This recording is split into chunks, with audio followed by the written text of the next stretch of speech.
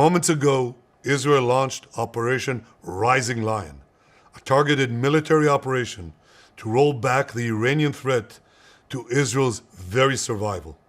This operation will continue for as many days as it takes to remove this threat.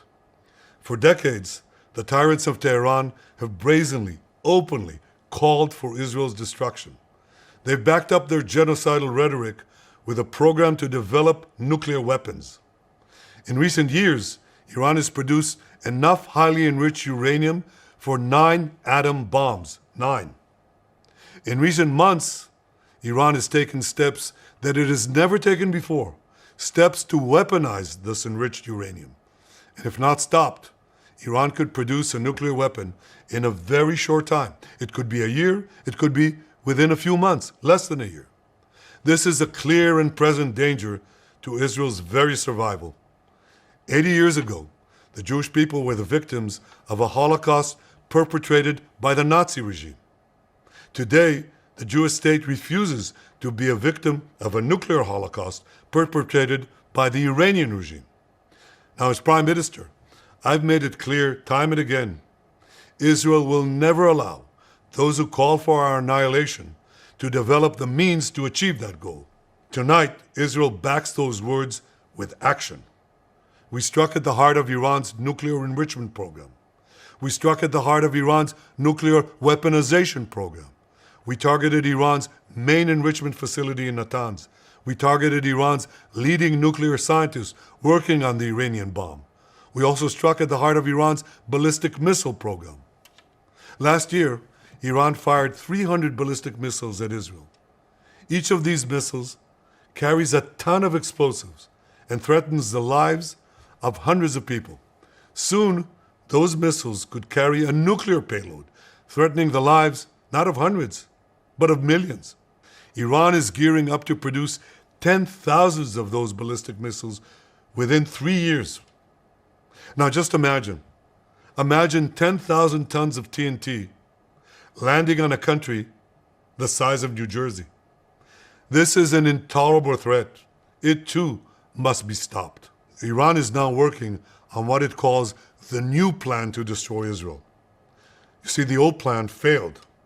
Iran and its proxies tried to encircle Israel with a ring of fire and to attack us with the horrible attack of October 7th. But the people of Israel, the soldiers of Israel, rose like lions to defend our country. We crushed Hamas, we devastated Hezbollah, we hit Iranian proxies in Syria and Yemen. And when Iran directly attacked us twice last year, we struck back inside Iran itself. Yet in defending ourselves, we also defend others. We defend our Arab neighbors. They too have suffered from Iran's campaign of chaos and carnage. Our actions against Iran's proxy Hezbollah led to the establishment of a new government in Lebanon and the collapse of Assad's murderous regime in Syria. The peoples of those two countries now have a chance for a different future, a better future. So too do the brave people of Iran, and I have a message for them. Our fight is not with you. Our fight is with the brutal dictatorship that has oppressed you for 46 years. I believe that the day of your liberation is near. And when that happens, the great friendship between our two ancient peoples will flourish once again. I want to assure the civilized world, we will not let the world's most dangerous regime get the world's most dangerous weapons. And Iran plans to give those weapons, nuclear weapons, to its terrorist proxies. That would make the nightmare of nuclear terrorism all too real. The increasing range of Iran's ballistic missiles would bring that nuclear nightmare to the cities of Europe and eventually to America. Remember, Iran calls Israel the small Satan. It calls America the great Satan. And this is why for decades, it's led millions in the chants of death to Israel and death to America. Today, Israel is responding to those genocidal calls with action and with a call of our own. Long live Israel and long live America. Our action will help make the world a much safer place. I want to thank President Trump for his leadership in confronting Iran's nuclear weapons program. He has made clear time and again that Iran cannot have a nuclear enrichment program. Today, it is clear that Iran is just buying for time. It refuses to agree to this basic requirement of peaceful nations. That is why we have no choice but to act, and act now. The hardest decision any leader has to make is to thwart a danger before it is fully materialized. Nearly a century ago, facing the Nazis, a generation of leaders failed to act in time. They were paralyzed by the horrors of World War I. They were determined to avoid war at all costs, and they got the worst war ever. They adopted a policy of appeasement. They closed their eyes and ears to all the warning signs. That failure to act resulted in World War II, the deadliest war in history. It claimed the lives of 60 million, including 6 million Jews, a third of my people.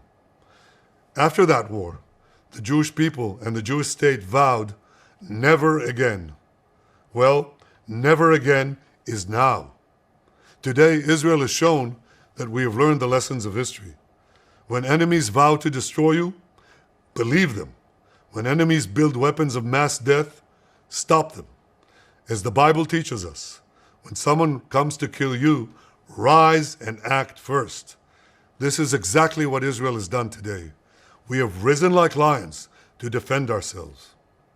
Over 3,000 years ago, Moses gave the people of Israel a message that has steeled their resolve ever since. Be strong and courageous, he said. Today, our strong and courageous soldiers and people stand together to defend ourselves against those who seek our destruction.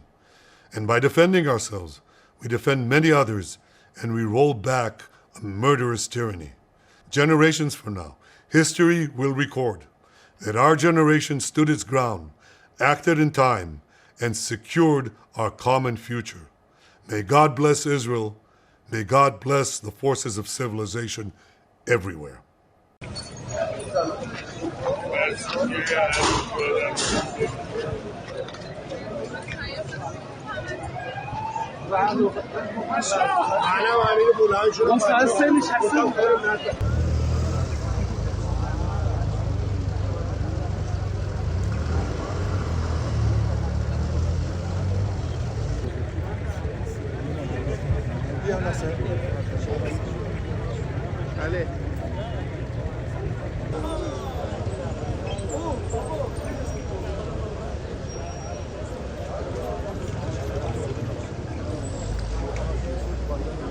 آقا مجازی فیلم بگیری؟ آقا هماهنگ کردیم. با کی هماهنگ کردی؟ با اون آقا.